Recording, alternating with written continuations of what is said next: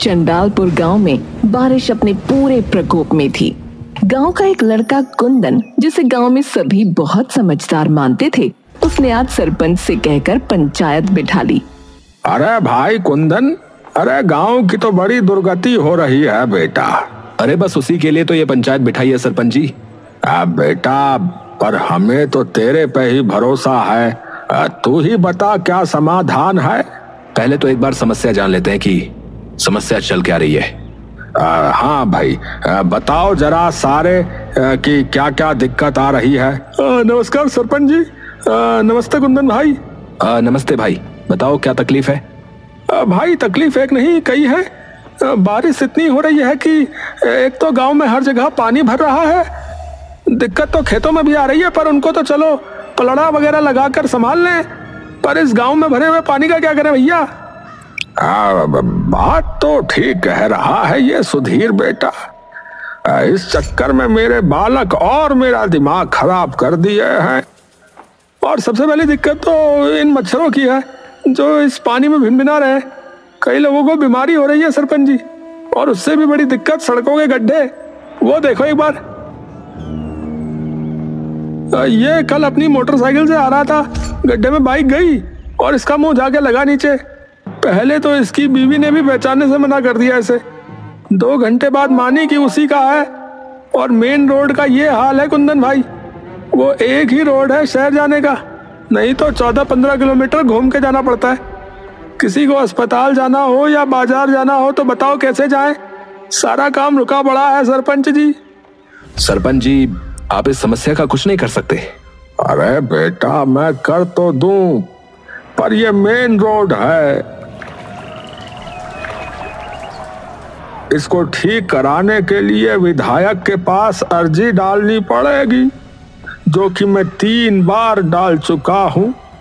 लेकिन वो उल्लू का पट्टा पता नहीं कहां सो रहा है। महीना हो गया, अभी तक कोई जवाब नहीं आया। सरपंच जी मेरी सहायता करिए। मेरी बिटिया की बड़ी तबीयत खराब हो रही है। सरकारी अस्पताल गांव से बाहर है, यहाँ न कोई डॉक्टर आ रहा है और पूरा रास्ता पानी से भरा पड़ा है और अस्पताल जाने के पैसे भी नहीं है। तो अब आप ही कुछ कर सको तो कृपया कर दो। सरपंच जी, आप एक काम करो, आप इन्हें दूसरे वाले रास्ते से अस्पताल लेके जाओ। मैं विधायक के घर जाकर देख के आता हूँ कि क्या मसला है। अब ठीक है भाई, तू अपनी लड़की को मेरे घर ले आ, हम पीछे वाले रास्ते से ही चलते हैं। अरे धन्यवाद सरपंच जी, धन्यवाद। अरे कोई नहीं, तू पहुंच घर, मैं आता हूँ भाई। है सरपंच अपने घर की ओर निकल जाता है और कुंदन सीधा विधायक के घर की ओर निकल जाता है। कुंदन जैसे ही सड़क पर जाता है तो उसे दिखता है कि पूरी सड़क पानी में डूब चुकी है। अरे अब क्या करूं?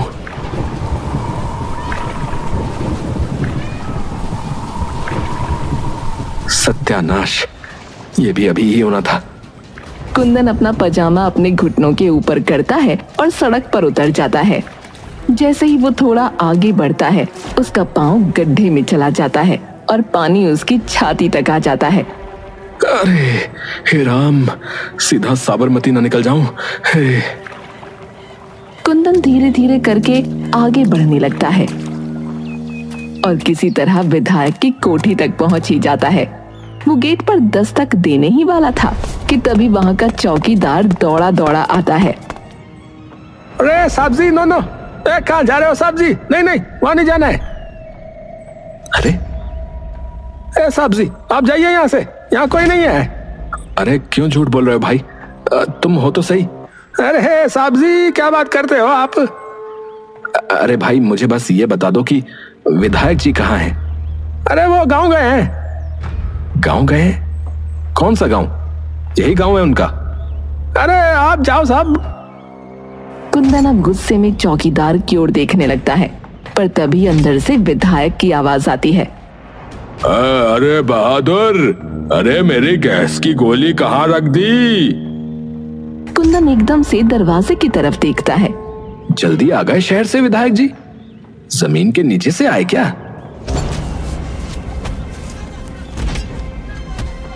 भाई एक बार और आखिरी बार कहूंगा कि ये हाथ हटा ले। अरे आप जाओ ना साहब जी, कहीं से भी आ जाते हो। इतनी देर से कह रहा हूं रहने दे हैं? समझ नहीं आ रही? साहब जी हमको क्यों मार रहे हो भाई? हम बस अपनी नौकरी कर रहे हैं भाई साहब, जो हमसे कहा है वही कर रहे हैं। तो बार बार धक्का कैसे दे रहा है? धक्का कैसे दे रहा है? ये सारा शोर शराबा सुनकर विधायक बाहर आता है। अरे ये क्या संग्राम मचा रखा है? साहब जी ये देखो, ये साहब जी हमें मार रहे हैं। हम जब उन्हें अंदर आने से रोक रहे थे तो। क्यों भाई? हैं? कैसे? कौन रहा है? क्या हो गया? अरे मैं आराम से बात कर रहा हूँ, ये बेफालतू में धक्के दिए जा रहा है। मुझे बस आपसे बात करनी थी। अरे बहादुर तू जा। चौकीदार वहाँ से चला जाता है। हाँ भाई बता। देखो विधायक जी, मैं गांव से आ रहा हूँ। बड़ी दुर्गति हुई पड़ी है पूरे गांव की। मेन रोड का बुरा हाल है, लोग बड़ी तकलीफ में हैं। शहर जाने के लिए 15-20 किलोमीटर घूम के जाना पड़ रहा है। सारा रास्ता बंद पड़ा है। पूरे गांव में पानी की निकासी की दिक्कत आ रही है और पानी भरने की वजह से मच्छर हो गए, जिससे लोग बीमार पड़ रहे हैं। अब एकदम से किसी की तबीयत खराब हो गई तो बताओ कहाँ लेके जाए? अरे हाँ, तो एप्लीकेशन भेजनी होती है, ऐसी थोड़ी हो जाएगा काम। 3 बार भेज दी विधायक जी और महीना हो गया, कोई जवाब नहीं आया, इसीलिए आया हूं यहाँ। अरे तो टाइम लगता है इन चीजों में है? अरे मेरे सिर पे खड़े होने से क्या होगा? महीना हो गया, अब क्या किसी के मरने पे ही कुछ होगा? और आप ही करवाओगे काम तो? अरे हाँ, तुम्हारा ठेका जो उठा रखा है? चल जा यहाँ से। तो और किसने उठा रखा है? सुन, तेरे जैसे 4 लौंडों को मार के फिकवाया है, तो तू क्यों अपने दिन ला रहा है? चुपचाप निकल जा, बता रहा हूँ। कुंदन वहाँ चुपचाप खड़ा उन्हें देखता रहता है और विधायक उसके मुंह पर दरवाजा बंद कर देता है। कुंदन हार मानकर सर झुकाए वापस अपने गांव लौट आता है, पर जैसे ही वो अपने घर की ओर जा रहा था, उसे जोर जोर से चीखने चिल्लाने की आवाज सुनाई देती है।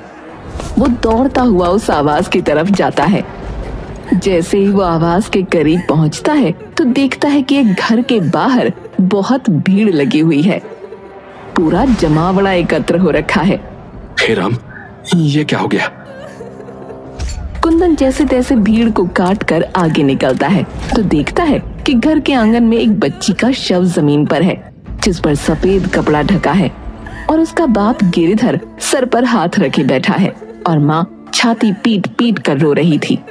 ये सब देखकर कुंदन कुछ देर के लिए स्तब्ध वहीं खड़ा रहता है। वो थोड़ी देर बाद चारों ओर नजर घुमाता है तो देखता है कि एक कोने में सरपंच अपनी आंखें बंद किए खड़ा है। कुंदन सरपंच के पास जाता है। अरे ये क्या हुआ? अब रास्ता ज्यादा लंबा हो गया, गुड़िया इतना इंतजार नहीं कर पाई बेटा। कुंदन एकटक सरपंच की ओर देखता रहता है। तू गया था विधायक के यहाँ, हुई बात? हाँ हुई। तो सरपंच कुंदन की ओर देखता है। कुंदन दुख भरी शक्ल लेकर सिर नीचे झुका लेता है। कुछ भी नहीं हुआ। ये खबर नहीं बन सकती ना, इसीलिए। अरे ये तो आम ही बात है बेटा। कुंदन थोड़ी देर नीचे रखे शव को देखता रहता है और बिना किसी से बात किए अपने घर आ जाता है।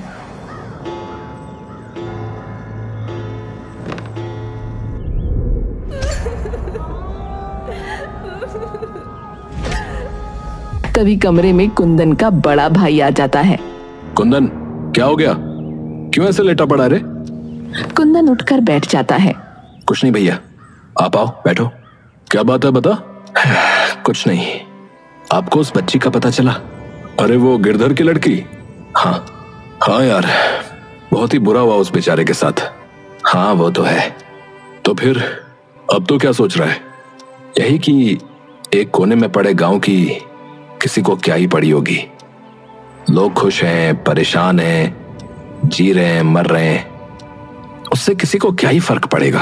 कोई एक्टर नेता साइकिल चला ले या पैदल भी चल ले तो उसकी भी खबर बन जाती है। पर हमारी जिंदगी की कीमत नील बटे सन्नाटा ही रहती है।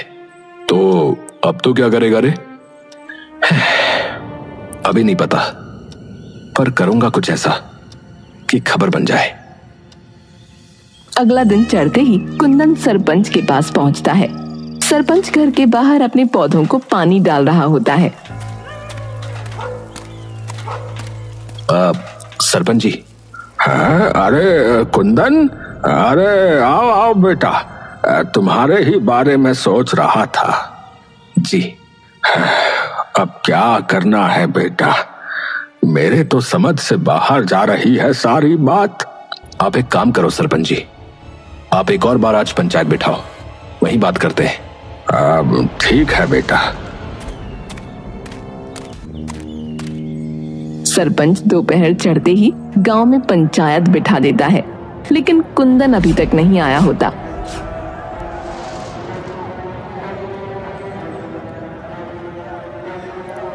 सरपंच जी, कल जो हुआ उसके बाद से हमें बहुत डर लग रहा है, कहीं हमारे बच्चे इसकी चपेट में ना आ जाएं। अरे मेरे भाई, उसी समस्या का हल निकालने के लिए तो बैठे हैं। सरपंच जी, मैंने सुना है कि इस वक्त सिर्फ हमारे गांव में ही नहीं बल्कि और कई जगहों में इसका प्रकोप फैला हुआ है। रोज अखबार में आता रहता है, कभी किसी की डेंगू से मौत, कभी मलेरिया से। तो एक खबर हमारी भी छपवा दो, क्या पता कोई मदद करने आ ही जाए।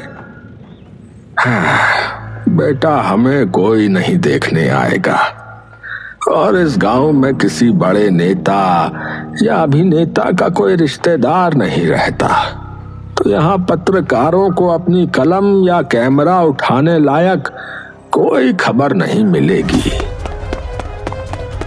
सरपंच जी, सरपंच जी। अरे रवि, क्या बात हो गई? वो कुंदन की तबीयत एकदम से बहुत खराब हो गई है, तो वो आ नहीं पाएगा। सरपंच एकदम से चौंक कर उठ जाता है। क्या हो गया? रुको, मैं आता हूँ। नहीं, अभी उसे अस्पताल लेके गए हैं।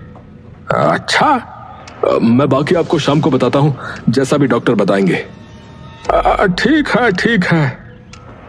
दिन ढलते ही सरपंच कुंदन के घर पहुंचता है। घर में रवि अकेला बैठा होता है। अरे रवि बेटा। अरे आइए आइए सरपंच जी। क्या हुआ बेटा? कुछ नहीं पंडित जी, बस अस्पताल से खबर आई थी कि तबीयत में अब भी कोई बेहतरी नहीं है। डॉक्टर कह रहे हैं कि हालत थोड़ी ज्यादा गंभीर है। राम जी, इतने भले छोरे पे ऐसी आपदा क्यों डाल दी आपने? कोई नहीं सरपंच जी, आप घर जाइए, कुछ होता है तो मैं बताता हूं आपको। ठीक है बेटा, किसी चीज की जरूरत हो तो बताने में हिचकियो मत। ठीक है बेटा। जी सरपंच जी, धन्यवाद। कोई नहीं।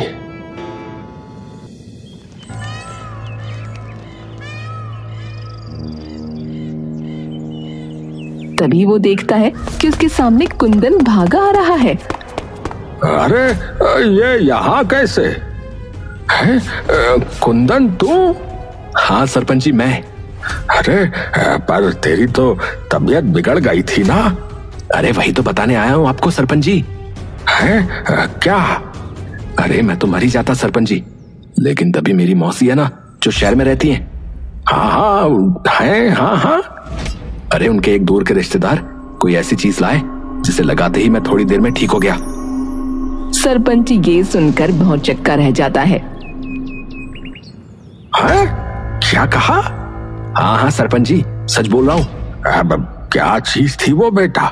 ये तो मुझे नहीं पता, उन्होंने जैसे ही मुझे वो रस पिलाया मैं कुछ ही देर में ठीक हो गया।